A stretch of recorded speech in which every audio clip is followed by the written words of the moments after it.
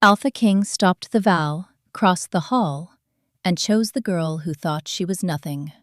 The king stopped mid-oath. 400 nobles, one suspended ceremony, and a scriptorium girl frozen at her table with ink on her fingers. That was the moment everything unraveled. He walked off the dais, past his intended bride, past the High Chancellor screaming procedure into the silence, straight to the corner where she had made herself invisible for 10 years. He took her hand in front of everyone. What no one in that hall knew, what she didn't know, was that someone had been watching her since she was 3 years old, hiding what she was, waiting for exactly this moment to use it. The bond that just broke open in that great hall wasn't an accident. It was a trap. But whose trap was it? And who exactly was meant to fall? The great hall held 400 candles, and Lynnea had counted every one of them. She had been counting things since she arrived at the scriptorium table, set into the lower corner of the dais. 12 years old, straw in her boots, handed a quill the size of her forearm by a man who did not learn her name for 3 years. Counting was what you did when the alternative was thinking about how small you were inside rooms too large for you. 243 on the left tier, 157 on the right. The asymmetry bothered her the way misaligned margins bothered her, the way a word spelled incorrectly in an official seal bothered her. Quietly, insistently, in the background of everything else. She dipped the quill and waited. The hall was full. 400 nobles, clergy, and military commanders arranged in the formal geometry of state ceremony, each in their designated color, each aware they were being observed and performing observation in return. In the center of all of it, on the raised stone dais, Chancellor Dreth was reading the preliminary clauses of the affirmation of rule. The same clauses he had read 3 years ago when King Caius Vorn Aldrin first took the formal oaths of the Alpha throne, and the same clauses he would read again 3 years hence. His voice had the quality of old parchment, dry, precise, slightly crumbling at the edges. Lynnea was not supposed to look up. Her task was to record the words of the ceremony as spoken, in Latin, with the triple seal of the crown clerk below each clause. She had done this before. She knew the words. Her hand moved without her mind, which was the safest way to move in rooms like this, occupied enough to be invisible, present enough to be useful. She was not supposed to look up. She looked up.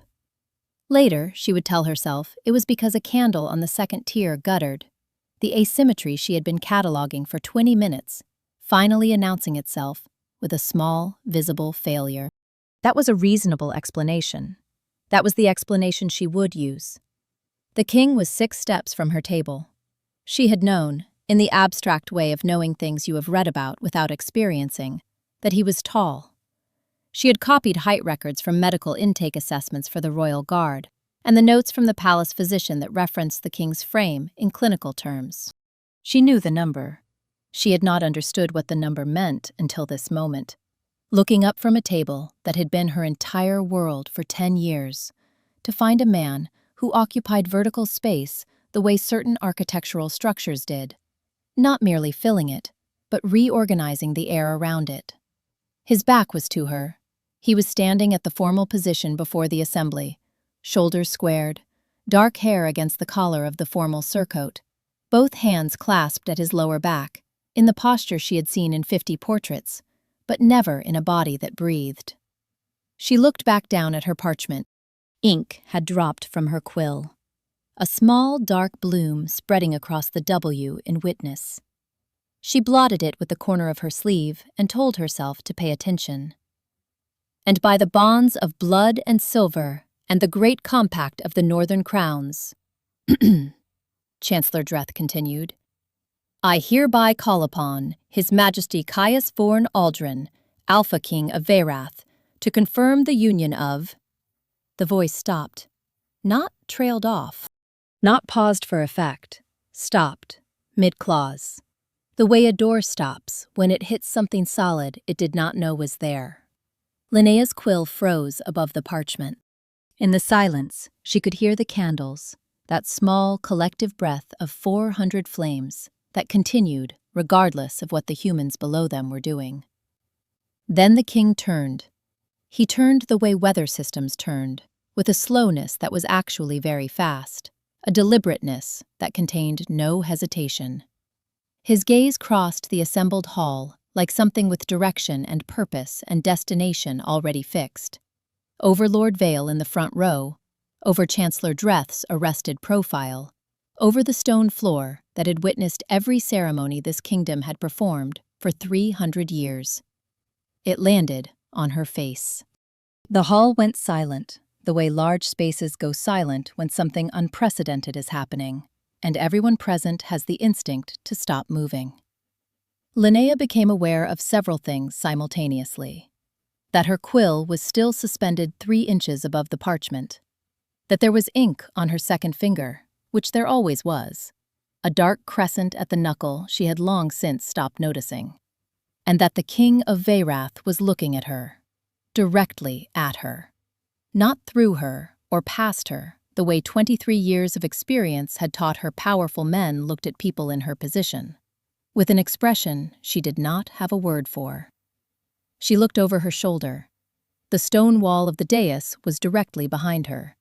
She looked back. He was still looking at her. Bang Huang, she thought, in the old low varish her mother had used. The word meant something between struck and recognized. She had copied it in a glossary once and thought it was imprecise. She revised that assessment now. Something warm ran from her fingertips, up the inside of her wrist, following the lines of the tendons, thin as thread, silver pale, and gone before she could focus on it. She looked at her hand. Nothing there but the ordinary ink stain, the ordinary lines of her ordinary hand. She looked up. He was walking toward her.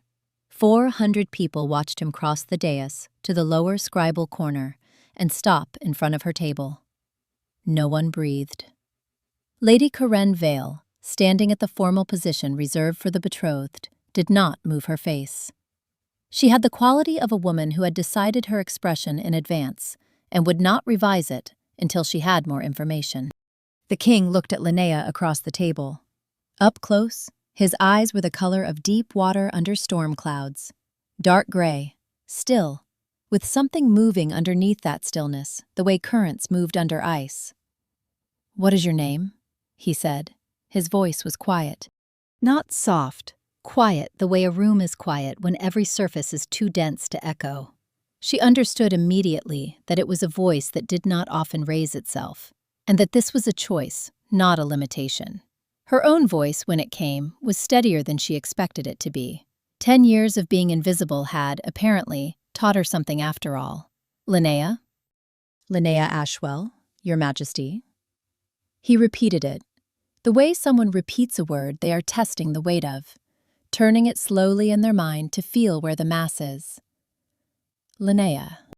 I am the senior scriptorium clerk for Crown Ceremony, Your Majesty. I was assigned to— How long have you been at this castle?"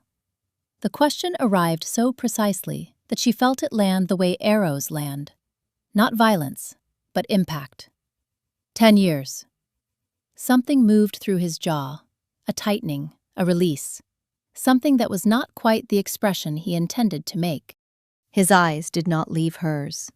They were very still, those eyes, in a way that she found herself thinking was unusual. Not the stillness of disinterest, but the stillness of something that had decided to hold itself in place. He reached across her table, not reaching for her, reaching under, placing the flat of his palm beneath her hand where it rested on the parchment. Like laying ground beneath someone standing on uncertain footing. Her hand was still holding the quill. There was ink on her second knuckle. He did not appear to notice, or he noticed and did not care. She did not pull back. The warmth of his palm through her palm was extraordinary. Not the ambient warmth of a heated room, but something interior, something that suggested he ran at a different temperature than the stone and silk and beeswax around him. She had not known, before this moment, that the inside of her wrist could function as a seismograph. She became very careful about her breathing. "Mate," he said. "Only for her." The word in Old Varish, the language the wolves used for the thing that could not be adequately named in the language of courts. The quill slipped from her fingers. It struck the stone dais below with a sound like a drop of water, and in the absolute silence of the hall, it was the loudest thing she had ever heard. The chaos that followed had a particular texture, the sound of 400 people trying to understand what they were witnessing, while simultaneously processing what it meant for them personally. Lord Vale's voice rose above the rest, words about contracted obligations and the formal terms of the affirmation. Chancellor Dreth had gone the color of old ash and was flipping through procedural precedents in his mind with visible desperation. And Princess Scene stepped out from the assembly with the face of a woman who had already calculated 17 possible consequences and was in the process of ranking them. "Do you know what you are doing?" she said to her brother, in the flat tone that meant she already knew the answer and was not going to like it. "For the first time in 3 years," he said, without looking away from Lynnea. "Yes." Lady Corinne Vale did not shout. She looked from the king to the woman at the scribal table, took a slow breath through her nose, and tucked the small book she had been holding inside her sleeve. Then she walked toward the exit with her father's arm in hers, and the particular posture of a woman who has decided that dignity is the only currency she intends to spend tonight. Lynnea was still standing at her table. Her quill was on the floor. She had not yet decided what to do about either of these facts. High above, where the ceiling beams crossed in shadow, a figure in white crouched with the stillness of something old. A mask, pale as bone, carved in the shape of a stag's skull, tilted slightly. One gloved finger turned a small silver mirror, crescent-shaped, and the candlelight caught it. The plan required adjustment. 4 centuries of careful preparation did not account for a bond that burned through a suppression seal in 20 seconds. But adjustments could be made. They always could. The corridor to the royal wing held 9 portraits and 14 oil lamps, and Lynnea counted them because counting was what she did. She walked 3 steps behind the king and slightly to his left, which was the position she had occupied in relation to powerful men for most of her adult life. The difference was that every other powerful man in her experience had not been aware of her at this distance. He was aware of her. She could feel it in the precise way he moved, unhurried, but with a peripheral attention she hadn't encountered before, like someone who had recalibrated their sense of space without announcing it. Princess Sane pulled him aside at the 3rd portrait, a former king with the same bone structure and less patience in his eyes, and Lynnea stood before the painting and listened to the shape of the conversation she was not supposed to hear. "The suppression seal was external," Sane said, quietly and fast. "A bond doesn't sit dormant for 10 years without help. Someone held it down." "I know." His voice, lower, something in it that was not anger, more precise than anger, which means someone has known about this since before it would have naturally presented. "Yes." I said I know. "Then you understand what we are walking into." "Better than I have understood anything in recent memory."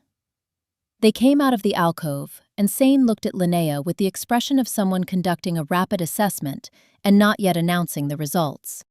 Lynnea held her gaze steadily, which seemed to register. The king's private working study was nothing like she had imagined. She had imagined, professionally, from the contents of the documents she processed, a formal space of appropriate grandeur, polished, arranged, declarative of rank. What she found was a room that had clearly been lived in by someone who did not observe a strict boundary between workspace and existence. Books were stacked on the floor in formations that suggested an organizational logic visible only to their builder. A topographical map of the Northern Territories was nailed directly to the wall with iron pins, annotated in handwriting she recognized instantly, the small, functional letters of someone who had learned to write for accuracy rather than beauty. A cold cup of something sat on the edge of the main desk, forgotten. She recognized his handwriting because she had been copying it, 3 times a week, for 10 years. He gestured toward the chairs by the fire. Not the formal chairs, lower ones, close to the hearth. She sat on the edge of the nearer one and watched him remain standing for a moment in the middle of the room, as though he were deciding something about the geometry of the next conversation. Then he crossed to the chair opposite and sat, not in the formal posture she had seen in public spaces, back straight, weight balanced for departure, but with his forearms on his knees and his gaze on the fire in a way that looked like he had forgotten, briefly, to perform. "Bond presents at first sight," he said, to the fire as much as to her. "That's the documented mechanism. It should have broken through the moment we were in proximity." He turned his head and looked at her directly. But it didn't. She had been thinking, in the back of her mind, behind the process of managing the shock of the evening, since she first felt that warm light run through her veins and saw it gone before she could name it. "The seal," she said. "Something suppressed it." His jaw shifted. "For 10 years, someone knew what you were to me and made sure I couldn't find it." The silence between them was not empty.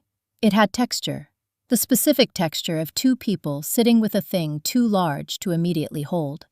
Lynnea's hand moved, without her deciding to move it, to the silver pin in her braid. The crescent moon, small and simply made, worn so long it had become as automatic as breathing. "My mother's," she said, before he could ask.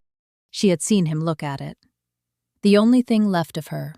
She died when I was 3. He leaned forward slightly, not far, just enough to change the angle of his attention. His eyes were the color of winter sky after the clouds have moved, and they had fixed on the pin with an expression she could not read, but could feel the weight of. He was thinking something he had decided not to say yet. "May I see it?" She pulled it loose from her braid and held it out on her open palm. He took it between 2 fingers, carefully, with the attention of someone handling evidence. His thumb moved once across the crescent's edge, a slow pass, and then he placed it back in her palm and closed her fingers around it with both of his hands, briefly, fully. The warmth of that, both hands, brief and deliberate, went from her fingers to her throat in the space of one breath. "Keep it close tonight," he said. The words were neutral. The way he said them was not. She did not ask why. She held the pin in her closed fist and looked at the fire, and told herself she was not reading into the weight of his voice, the slight reluctance with which his hands released hers, as though they had wanted to do something other than what they did. She told herself that for several long seconds. She did not fully believe herself. Later, alone in the small chamber that had been prepared with a speed suggesting someone had anticipated this arrangement, Lynnea sat on the floor beside the bed. The bed was larger than the entire scriptorium where she had slept for a decade. She was not ready for it. The bond hummed in her chest, the soft, persistent pulse of something alive, something oriented. She had no other word for it but that, oriented, like a needle finding north. She had spent 23 years inside a body that felt fundamentally unmoored, and now something inside her was pointing at a fixed point in the dark, with absolute certainty, and the fixed point is a room 2 floors above hers, and the sensation was so unfamiliar it bordered on frightening. She held the crescent pin in her open palm, looked at it. When she had arrived at this castle at 14, she had been wearing this pin, and a thin cloak, and boots with the soles separating. A woman with kind eyes, housekeeper Cordis, had taken her to the kitchen and given her bread, and then taken her to the scriptorium and given her a quill. Lynnea had never told anyone where the pin came from. She had simply worn it, every day, the way some people carry a habit of prayer, not always consciously, but never thoughtlessly. She pressed it against her sternum, briefly, and then set it on the small table. On the table, there was already a book she had not put there. A slim volume bound in old leather, left open to a middle page. She almost dismissed it as a welcome gesture until she registered the text, a poem in Old Varish. The margins had a handwritten annotation, not ink, something paler. She tilted the page toward the candlelight. The words resolved slowly, the pale ink whispering into legibility. The crescent blood must not survive the sunrise. The bond will break the king when it is severed. Below the words, a drawing, a crescent pin, broken at its curve, in 2 pieces. The hairs on her arms rose before her mind had finished processing the image. She turned the book over in her hands, looked under it, crossed the room and checked the door, bolted, and she had bolted it herself. Checked the single window, latched. She looked back at the table. The book was still there, but the pin was not. The pin was on the floor, 3 feet from the table, in 2 pieces. She stood very still in the center of the room, with the candle making small, uncertain gestures in the drafts, and made herself breathe. Someone was already in this room before I arrived, and they want me to know it. She burned the book in the grate before dawn. She did not do it out of fear, or not only. She did it because she was a woman who had spent 10 years documenting the words of people with power, and she had learned that the most dangerous documents were the ones that confirmed what the reader had already decided to believe. If she kept it, it would become an argument she kept having with herself. She did not have time for that argument. She dressed. She repaired the pin with a thin strip of copper wire taken from the document binding supplies in her satchel. It held, not elegantly, but firmly, the crescent curve, imperfect now, but continuous. She put it back in her braid. Then she thought about the castle's floor plan, which she knew the way she knew Old Varish grammar, not from formal study, but from 10 years of daily use. She went out through the library. The scriptorium was technically a sub-wing of the great library, and she had spent a decade learning its geography in the dark. Which shelves were wide enough to serve as shortcuts, which alcoves ended in small service doors, which window in the eastern tower opened onto a ledge that dropped 8 feet to the kitchen garden below. She stopped at the last bookcase in the secondary archive. On the second shelf from the bottom, in the section reserved for administrative records from the early years of the current reign, there was a binder she had assembled herself at 16. Crop yield reports from the eastern provinces, cross-referenced against weather records from the harbor masters. She had thought, at 16, that the discrepancy between the 2 sets of numbers indicated a flaw in the harbor's reporting system. She had corrected it in her copy. She had been proud of that correction, in the small private ways she permitted herself to be proud of things. She put her finger on the spine of that binder, let it rest there for one breath. Then she went through the window and into the gray morning. 9 days to Greyvale. She did them in the boots with the repaired soles and a traveling cloak she had owned since she was 17, moving through the early winter landscape of the Northern Territories with the patience of someone who had learned to make themselves unremarkable. The bond followed her. She had expected it to attenuate, expected the warmth in her chest to thin as the distance grew, the way sound attenuates, the way light attenuates, everything in the physical world diminishing with distance. Instead, it intensified. By the 4th day, it was a steady pull, not painful, but insistent, directional in both senses, pointing toward what she was moving away from, making her aware of the direction with every step. She had read in one of the medical records she had catalogued 7 years ago, a physician's account of a wolf-bonded woman who survived her mate by 3 decades. The physician had noted her vital signs were within normal parameters. He had noted her sleep quality was reduced. He had noted, in a single careful sentence at the end, that she described the bond not as pain, but as the persistent sense that something behind me was on fire. Lynnea walked and thought about that sentence, and watched the sky get lower and grayer, until, on the 9th morning, she smelled salt.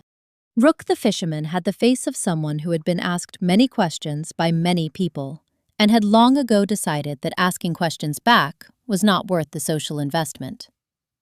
She said the name Marin Halloway, the name she had written on a piece of paper 14 years ago and carried since, the only surviving record of her mother's family. He looked at her, said nothing, walked toward the dock, and when she followed him, he did not tell her to stop. Marin Halloway's house smelled of juniper and dried fish, and the particular sweetness of healing compounds that had been made and remade in the same clay pots for decades. She opened the door and looked at Lynnea, at her face, at the crescent pin in her braid, and stepped aside without a word. The step to one side was the language of women who have been waiting for something they had given up expecting. "Sit down," she said. "Eat first. Then you can tell me whatever you came here to say." Lynnea gave the false name out of habit, Lynnea Ashford. Her aunt looked at her with the expression of someone who knows a lie but has decided to see how long it takes the speaker to arrive at the truth themselves. "Your pin," Marin said before Lynnea could sleep. "I have its twin. It belonged to my sister." She went into the back room. She did not say, "your mother." She let the sentence do the work. 4 months in Greyvale taught Lynnea the names of 47 medicinal plants, the tidal patterns of the Northern Harbor, the proper way to set a dislocated shoulder, and a word in her mother's dialect for the specific grief of loving someone you have never met. The bond did not fade. If anything, the long winter nights made it louder. That persistent, warm, north-facing pull, like a compass needle that had decided up was a direction. She kept a journal in a language she invented, modified old Varish glyphs compressed into a shorthand only she could read, written on the inside soles of worn-out shoes. The practice made her feel, absurdly, like herself. Like the woman who had once corrected a harbor master's reporting discrepancy and been proud of the precision. In the 3rd month, Marin set a small book on the table between them and did not reach for it. "Your mother's," she said. Written in South Varish and Low Latin mixed. She was always showing off. The kind that meant more than the words around it. "You don't have to read it." Lynnea did not touch it for 3 days. On the 4th day, a Tuesday, the harbor smelling of storm and the fire low, she opened it. Lynnea Ashwell. She had not known her mother's full name until this moment, had written the way 19-year-olds write when they believe they are the first person to experience their own interior life, with enormous feeling and imprecise metaphors, and a self-awareness that kept outrunning itself. She wrote about the damp smell of the southern roads. She wrote about a man with maps in his pockets, and a laugh she described as the sound of someone who had forgotten people were watching.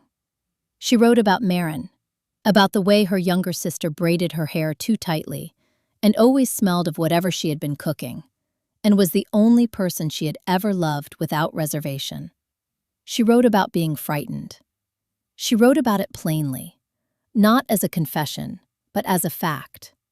"I am frightened most days, but I have decided that being frightened is not the same as being wrong." Lynnea read for 2 hours without stopping. She turned the last page and sat with the closed book in both hands and felt, in the quiet of the cottage while the harbor wind pushed against the shuttered windows, the specific sensation of meeting someone for the first time who had been dead for 21 years. It was not grief, or it was grief, but grief of a different kind. Not the grief of losing, but the grief of having been given something late. The difference between, "I have lost this," and "I did not know this existed, and now I do," and that is both more and less than nothing. She cried without meaning to. Without drama.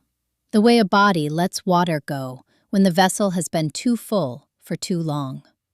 Through the thin wall, she heard Marin's footsteps. They stopped at her door. There was a soft knock.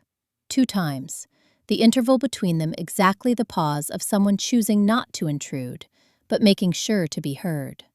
In the morning, a cup of tea was outside her door, still warm. Marin sat across from her by the kitchen fire that evening and held out the second crescent pin, identical to the first, intact, where Lynnea's had been repaired with copper wire. "Lyra gave me hers when she left," she said. She said she didn't need 2 to remember who she was. Lynnea looked at the 2 crescents, the broken one, repaired, the whole one. "D," she said. The word in the old dialect, the word for mother's sister, the word for the specific lineage of women. Marin did not answer for a moment. Then, as though saying it aloud made it both less and more dangerous. Chow? If you'll have it. Lynnea was stringing dried herbs on the balcony rail when the bond changed.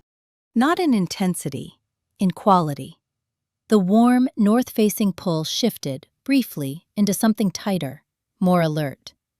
She stood with a bundle of dried rosemary in one hand and felt the shift the way you feel a change in air pressure before a storm. Not yet visible, already certain. She looked down at the harbor street. A man of middling height and unremarkable appearance was walking from the direction of the docks. His clothes were the traveling gray of a merchant's agent. He had the kind of face that was easy to look at and hard to remember. He looked up, directly at her, with the particular non-expression of someone who does not need to announce that they have found what they were looking for. He raised both hands, open, empty, the old gesture of no weapons, which in her experience was only necessary when the person making it understood how threatening they looked without it. "Theron Crane," he said when she came down. "Under the king's authority. I have been looking for you for 4 months. I found it difficult." "Good," said Marin from the doorway, holding her largest pair of herb-cutting shears in a way that was not quite threatening, but was not threatening either. Inside, over tea that Marin made without putting the shears down, Theron laid out what had happened in Lynnea's absence. The court in functional paralysis, 2 factions forming around the question of succession. The king himself present and operational, but diminished in ways that were becoming visible to the wrong people. A bond in its early stages, denied completion, did not break. It compounded. "Someone planned it," Lynnea said. "The suppression seal, the assassination attempt here?" "The seal was placed on you in childhood," Theron confirmed. He slid a document across the table. A letter intercepted from a white mother courier, 3 weeks old, written in the encoded shorthand of the upper clergy. "Lady Abbess Morn, the White Mother's Supreme Abbess. She placed the seal on you before you were 3 years old, used the crescent pin as an anchor for the binding, and has been monitoring your location through it for 2 decades. The crescent pin in Lynnea's braid was suddenly very warm against her scalp. "The plan was never just to kill me," she said slowly. "It was to kill him through me. A severed mate bond in an alpha king. Takes approximately 6 months to complete its damage," Theron said. "By which point the succession crisis she has been engineering for 4 years would have reached the point of no return." Marin set down her tea. Then she stood, went to her back room, and returned with a clay-sealed jar. "Your mother taught me this preparation," she said to Lynnea. "You apply it to arrowheads. It causes sleep, not death. Approximately 10 heartbeats of unconsciousness. She said it was a crescent women's method." She looked at Theron. "Useful for taking someone alive." Theron examined the jar with the expression of a professional encountering something he would have preferred to know about earlier. "Very." The 4 who came wore white, bone-pale masks carved in the shape of a stag's skull. They came in the hour before dawn, when the harbor was its quietest, from 2 directions, with the coordination of people who had prepared. Lynnea saw them before they arrived. Not from the window, with something that had no name she had used for it before. Something that woke in her eyes like light behind glass. Every figure in the approaching darkness visible and classified. Their weight and movement and intent readable the way text was readable. Each one a sentence she could parse. The light ran silver through the veins of her wrist, following the tendons to the elbow, and did not go out. Rook and his sons moved nets and iron hooks with the quiet efficiency of men who had worked the harbor in the dark their whole lives. Marin positioned herself at the upper window of the cannery with a crossbow she had produced from somewhere Lynnea had not seen her store it. Theron took the alley approach. Lynnea took Marin's longbow, her mother's longbow, she understood, the moment her hands closed around the grip, and shot for the first time in her life. Her hands knew the draw, they simply knew it, the way hands know certain things when the knowledge has been there longer than the memory of learning. She took one of the 4 alive, as planned. The sleeping preparation worked in 9 heartbeats. The 5th sound she heard in the aftermath of the harbor was large paws on wet stone. The wolf that came out of the harbor dark was the largest thing Lynnea had ever seen move with intent. Black as the water at depth, eyes burning amber gold in the lamplight, the color of fire through old glass. It moved with the particular economy of something that was not hurrying because it did not need to hurry, because it had arrived, and arriving was enough. It stopped. She crossed the harbor stones and stood in front of it. Her hand went out, not to the fur, not reaching, just present, open, at the level of its great head. The wolf pressed its forehead against her open palm and made a sound, low and continuous, that was not a growl. She had no other word for it except this. It was the sound of something that had been holding itself together under significant tension and had just decided it could stop. "You," she said quietly to the wolf. "You are terrible at staying in the castle." The king's transformation back to himself was slow, which she would learn was unusual, that the speed of the shift was an indicator of the shifter's vitality, and that this one was thin and had not slept correctly in 4 months, and had a wound at his left shoulder that had not been properly tended. When he was himself again, dressed in borrowed fisherman's clothes, sitting on a dock crate in the pale early light, while Marin stood over him with the expression of someone assessing a patient who has no business being ambulatory, he was exactly as she had seen him across the dais of the great hall, and also nothing like that at all. She sat beside him on the dock crate's neighbor and looked at the harbor. The wound at his shoulder was visible where the borrowed shirt sat wrong. She could see, without looking directly, the way he was holding the arm. "Show me," she said. "You're guarding it. Show me." He looked at her with the expression of a man making a calculation about what he has and has not decided to argue about with this specific person. Then he moved his hand. The kitchen of Marin's house was warm and low-ceilinged, and smelled of the compound Marin had prepared for the wound. She gave the bowl and the clean linen to Lynnea, with the single directive of, "You do it. My hands shake when I'm angry," and took herself to the next room. Lynnea pulled a low stool to where he sat, and set the bowl on the floor, and looked at the wound properly for the first time. It was long, partially closed, the tissue around it showing the particular texture of healing that had been interrupted and resumed. 3 weeks old, she estimated. He had not had it dressed correctly. She pressed the cloth against the edge. The muscle under her hand went rigid, held there, deliberately, the way you hold a thing that would otherwise flinch. She felt the effort of that containment in her own hands. She kept her pressure steady and did not acknowledge it, because acknowledging it would make it harder for him. "How long have you been riding?" 4 days from the capital. 2 days on foot, after the horse tired. "Why didn't you—" She stopped. She knew why. The same reason she had left. Because waiting is only possible when you have something you can bear to wait with. And 4 months, with a half-formed bond, is not a bearable thing. She reached across him for the longer strip of linen, and in doing so, closed the distance between them to the breadth of a breath. She could feel the warmth radiating off his skin, even through the borrowed cloth. She was very aware, for one suspended moment, of every point in space where she was, and was not, touching him. "You should have sent for me," she said. The words came out quieter than she intended. "I didn't know where you were." Quieter than as usual. "Theron found me. I gave Theron 6 weeks of lead time." Something shifted in the quality of his voice. "I started looking the morning after you left." She finished the second wrap and began the knot. Her hands were very steady.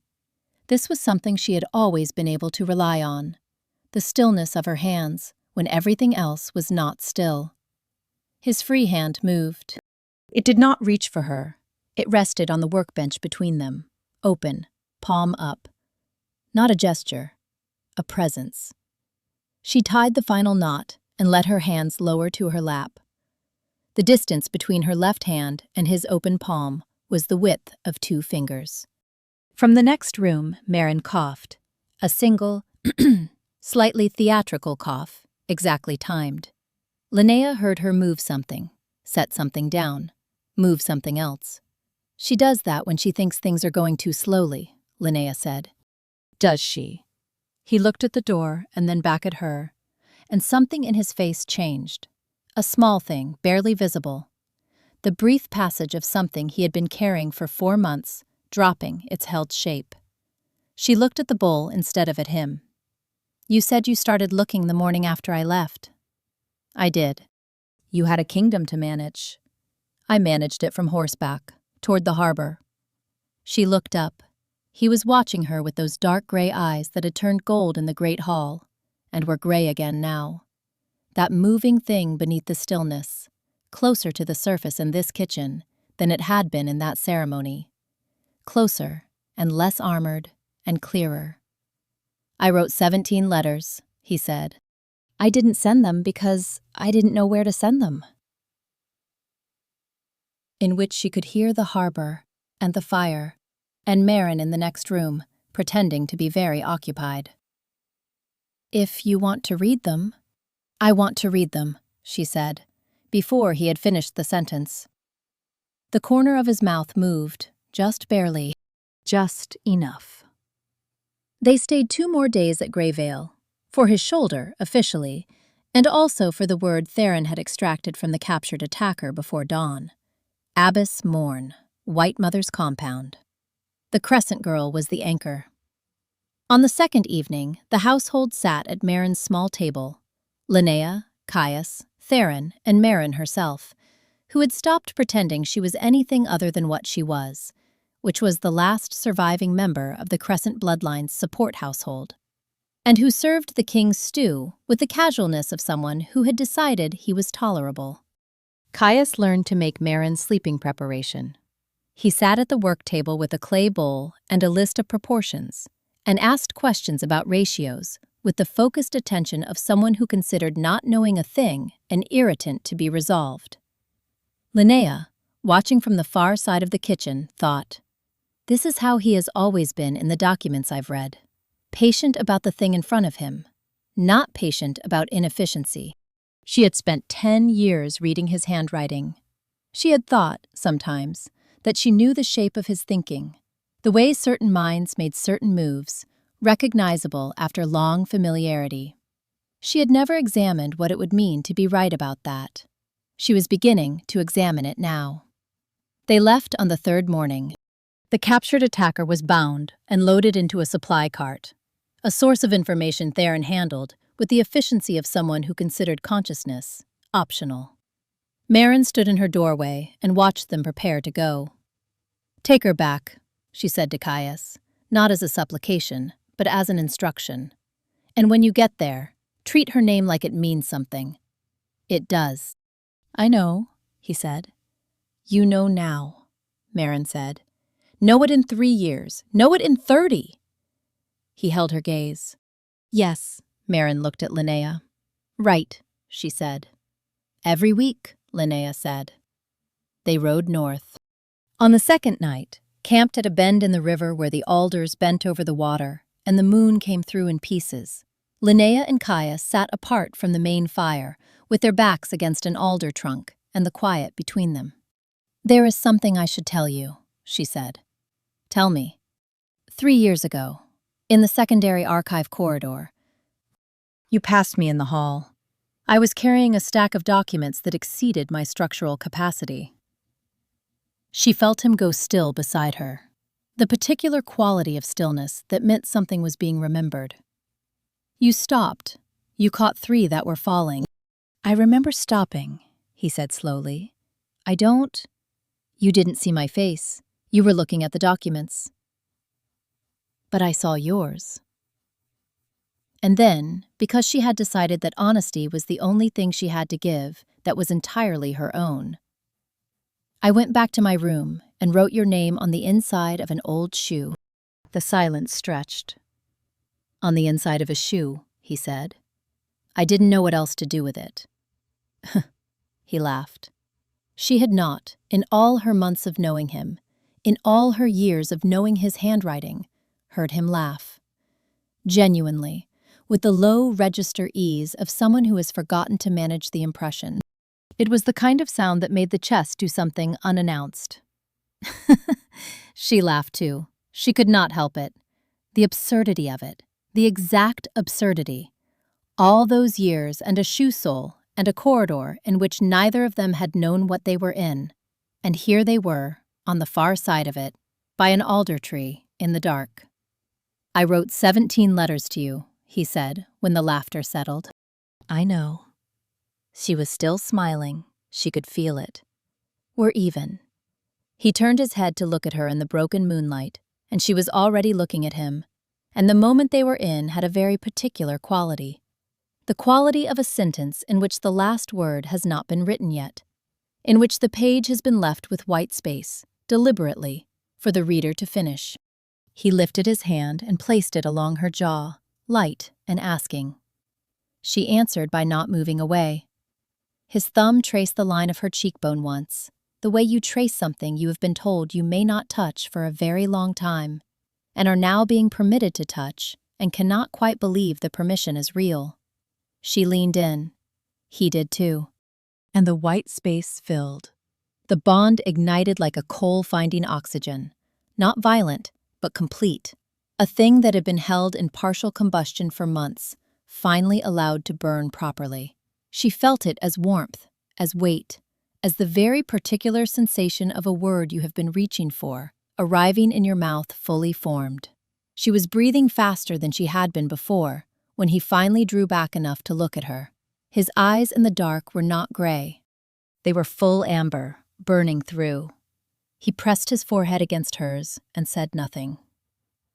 The river moved. The fire across the camp snapped and settled. She understood in that moment that this was what it felt like when something you had been holding very carefully stopped needing to be held. They arrived 2 days later, at dusk, to find the royal standard replaced. On the central tower, a clenched fist, black on white, the emblem of the intercessory faction. Chancellor Dreth's people, Lord Vale's people, and, Theron said quietly, someone behind them who had been waiting for exactly this opportunity. Abbess Morn. She moved when I left. Lord Fenwick's standard still flew from his section of the east wall.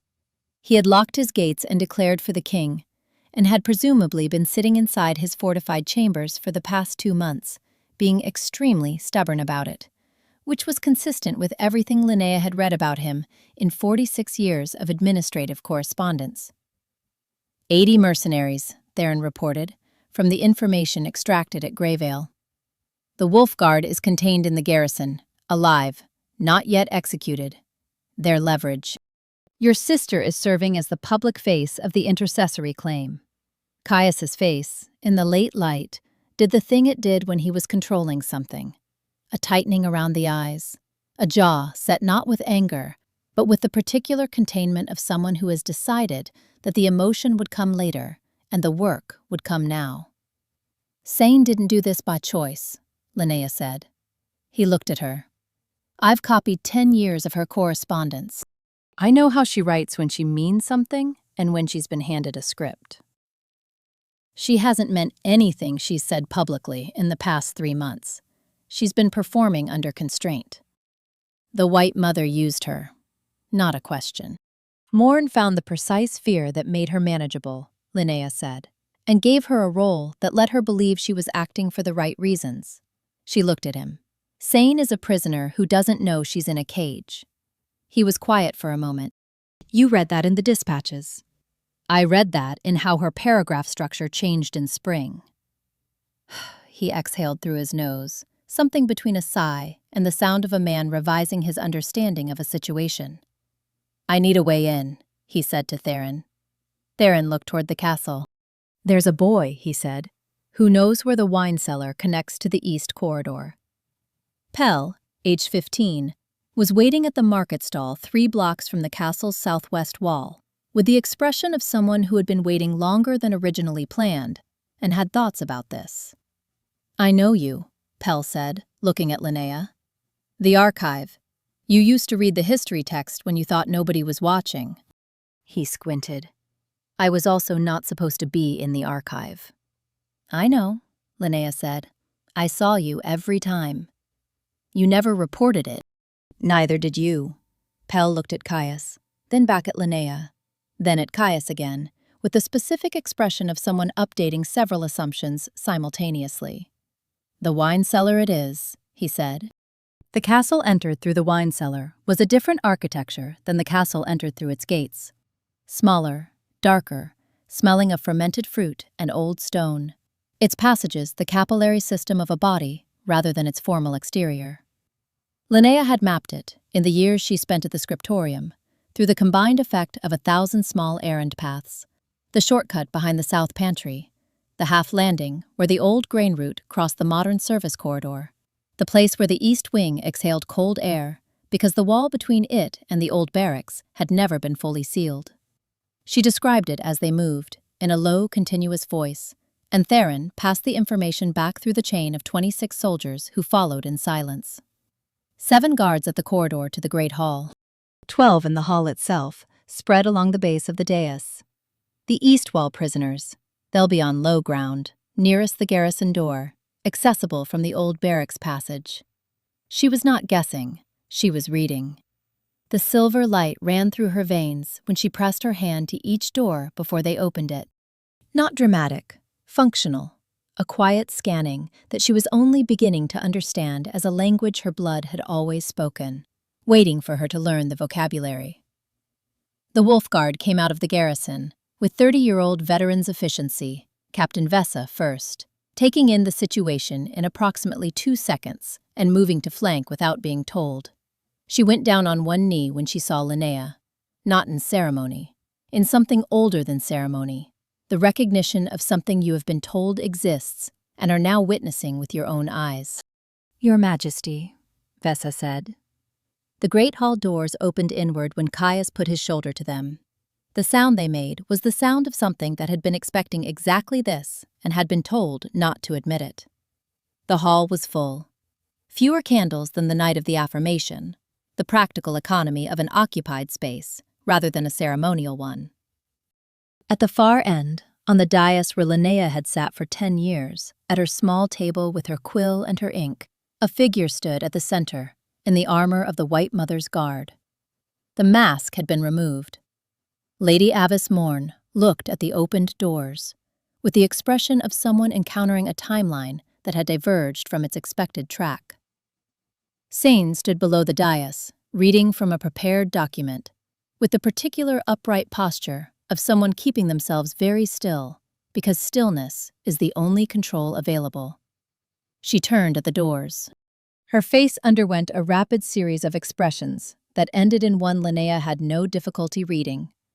Relief. The guard behind her moved the sword. Theron's knife was faster. Caius crossed the hall. He stopped in front of his sister and looked at her. Not with the face of a king assessing a political situation, but with something much simpler and much harder to perform. The face of someone who loves a person and knows they are going to have to hold both the love and the accountability at once. You believed her, he said. Quiet, not an accusation. Scene's composure fractured at the edges. She knew things, she said. About me. About what I was afraid of. A breath. She gave me the language for what I'd already decided. I know. I didn't know she was behind any of it. I thought... She stopped. You will answer for what you did, Sane, because it caused real harm, and answering for it is what you do when your choices cause harm. He paused. But you are my sister, and you are going to live. And in time, we will find a way through to something that doesn't look like this. She closed her eyes for one moment. When she opened them, the composure was back. Different in quality now. Less a performance and more a structural decision. Lady Avis Morn descended the dais steps with the control of a woman who had been prepared for failure as a contingency, but had not expected to reach it tonight. Your bond, she said to Caius, with the tone of someone who still believes they have useful information to offer. Unprecedented suppression duration. I have 14 generations of research into the Crescent bloodline and its applications. I would have made something extraordinary of it if the girl had been— She has a name, Caius said. Morn looked at Lynnea. You have abilities you barely understand. The bloodline gift, the reading, the seeing, it can be used for things far beyond what a king's scribing room. I understand it well enough, Lynnea said. She walked forward, past Caius, past the stopped soldiers, until she stood 5 feet from the woman who had placed a seal on a 3-year-old child and used it for 2 decades as a tracking instrument. The woman who had handled her mother's pin like a key. She opened the seeing fully, not as a weapon, more precisely than a weapon. She directed it the way you direct light with a lens, not burning, but focusing, bringing every surface of the woman before her into absolute clarity. Morn had made hundreds of choices. They were all visible now, each one a legible record, each one a consequence that had ramified outward into other people's lives. Lynnea did not comment on them. She simply showed them back. The abbess swayed. One hand went out and found nothing. Her knees gave. The hall held its breath. Lynnea took the crescent pin from her hair, the repaired one with the copper wire in the curve. She crouched and placed it in the woman's open hand. This was my mother's, she said. It was never yours, and it was never a lock. She stood, turned. Caius was 10 feet behind her. He had given her that distance without her asking for it. His eyes were full gold in the torchlight. His face was doing the thing it sometimes did when he had decided not to manage his expression, which meant it was doing the precise thing it wanted to do. And what it wanted to do was look at her as though she were the most coherent thing in the room. Behind her, housekeeper Cordis came through the side door, released by Vessa's soldiers, and walked directly to Lynnea without detour and held her with the wordless urgency of someone who has been very worried for a very long time and is now, finally, allowed to stop being worried. "Child," she said, which was the only word she used, and it was enough. Caius raised his voice to the hall. "Behold your queen," he said. The kneeling came like a tide. From the wolf guard first, then the soldiers, then the assembled retainers and servants who had watched the whole proceedings from doorways and alcoves. Down to one knee, the sound of it filling the stone chamber, and above the sound, the silence of the hall's high ceiling and the 400 candles, asymmetrical as always, still burning. The bond's completion was a private thing. They had agreed, wordlessly, that it would be, that after 10 years of sealed distance and 4 months of separated reaching, and 1 night beside a river, and the long, impossible day of taking back a castle, they were allowed to have something that belonged to no one else. The king's private working study. Still the same room, with books on the floor and the topographical map on the wall with its iron pins. The cold cup had been replaced with a warm one. Elsewhere in the castle, Theron was managing the administrative aftermath of a coup's reversal, with the focused efficiency of someone who preferred having things to organize. Lord Fenwick was already composing his formal announcement of loyalty, with the enthusiasm of a man who has been locked in his own gatehouse for 2 months and is very glad to be done with that. Here, the fire. "The bond requires," she began. "I know what it requires." She looked at him.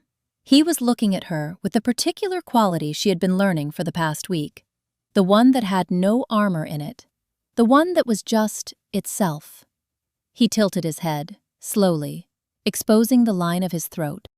The old gesture, the wolf's submission offer, the mate claim's traditional invitation. She had read about it in a document 3 years ago, a description of Vargar bonding customs, and had copied it with her pen moving steadily and her understanding of it entirely theoretical. She stood and closed the distance between them. She set one hand on his chest, felt his heartbeat, rapid and present beneath her palm. She rose onto her toes. She placed her lips against his pulse point, soft at first, then with the gentle certainty of teeth. The the bond opened. Not like the kindling of a candle, like a door in a wall you hadn't known contained one, swinging inward, and on the other side, everything. 10 years of corridors and ink, and his handwriting at the edge of documents, and the crop yield discrepancy she had corrected at 16, and the shoe sole, and the harbor, and her mother's voice in a notebook she had never heard. His mother's death, and the crown at 18, and the cold, empty rooms of 10 years of being sufficient but not full. Everything exchanged, without negotiation, without withholding. Click, soft, certain. Behind her sternum, like the last piece of a mechanism, finally seating into place. She lowered back to her heels. He pulled her close, both arms, the shoulder that was still healing, careful and present, and pressed his forehead against her hair. "Lynnea," he said, just her name, the way you say something when you have been holding it carefully for a long time and are finally allowed to set it down. "Caius," she said into his collarbone. The fire burned. The castle went about its business of beginning to be itself again. What happened afterward? Princess Scene was tried in the spring. 5 years at the coastal monastery. Not a prison sentence, Caius said, at the formal reading, but an assignment. She had things to learn about the difference between using power for what you believe is good and for what you have been told is necessary. She accepted it with the dignity of someone who has decided that the only useful response to being correctly judged is to not argue with the verdict. In the monastery's 3rd year, she began writing a history of the Crescent bloodline, cross-referencing Lynnea's notes, her mother's documents, Marin's memory. The first chapter was addressed to Lynnea. She signed it with her personal seal, not the royal one. Theron Cross and Marin Halloway were married in the autumn. The event was discovered by most attendees when Theron mentioned it in a weekly report to the king, in the same paragraph as the harbor customs update. Caius read it twice. Then he set down the report and looked at Lynnea across the desk. She had already been trying not to smile. "He mentioned it after the customs update," he said. "That's very Theron," she said. Lord Fenwick Kell was given the seat of the king's right hand in the small council, and used it with the blunt, loyal exactness of a man who had been waiting 20 years for someone to want his honesty rather than his compliance. Abbess Morn lived out her remaining months in the Southern Sea Monastery, tended by sisters who did not know her history. She did not speak in her last year. Oswin retired to a small grant of land in the North Valley and sent the castle dried herbs every autumn, presumably from a garden he had not mentioned starting. No one asked. The herbs were excellent. Lady Corinne Vale received, 6 months after the affirmation, a package from the Royal Scriptorium, the first bound copy of Sane's history of the Crescent bloodline. She read it, she wrote back, in its entirety over 3 days. Her reply contained one line of substance. "I understand now. Thank you for not apologizing." Lynnea kept the letter. Lynnea established the Royal Archive of Living Records, not a document repository in the existing sense, but a collecting institution for the oral histories of villages without writing, the languages that existed only in the mouths of people who were getting older, the kinds of knowing that had never been considered worth preserving because they had not been considered worth preserving by the people who decided what was worth preserving. She hired 6 scribes in the first year, 20 in the third. The first collection she completed personally, in the first autumn, was the oral history of the port of Greyvale, narrated by Marin, by Rook, by Nessa the innkeeper's daughter, who had grown in opinion on every subject by the time Lynnea arrived to interview her. The entry for Marin's household was the longest in the volume. The journal of Lynnea Ashwell, mother of the Crescent line. Sao Chep, copied in Lynnea's own hand, on the best parchment, and placed in the Royal Library's primary collection. The original stayed in Lynnea's private study. 3 years after the night of the affirmation, Lynnea sat on the eastern balcony in the last warmth of an autumn evening, the crescent pin resting in her open palm. The repaired one, with the copper wire. Below the balcony, the northern valley held the late light like water holds color, the river a dark line at its base. Caius came out and sat beside her, not across, not at a managed distance, the way they had learned to be together in the months since. Beside and present, and not requiring the space between them to mean anything in particular. "What are you thinking?" he said. She looked at the pin. "About giving this to a daughter, when she's old enough to understand the story. Not as a tracking device. Not as a key." She turned it in the light. "As a record. This was your grandmother's, and her sister kept the twin. And they are the same shape as the thing that followed our family for 4 centuries, trying to use us. And look, it failed." He looked at the pin in her hand, then at her profile. She could feel the attention of it without turning. "You've already decided on the speech," he said. "I've had 3 years to draft it." He laughed, that low, unheld sound she had found at the river, and had never gotten entirely used to, in the best possible way. She leaned her head against his shoulder.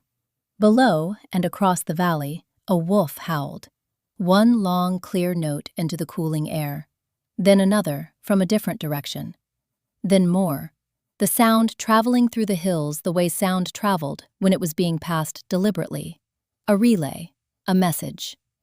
The kingdom complete. The bond answered, the pack at rest. "Heart of mine," Caius said, quietly, into her hair. She turned the pin over in her palm one more time, set it down. "My king," she said. From the first night.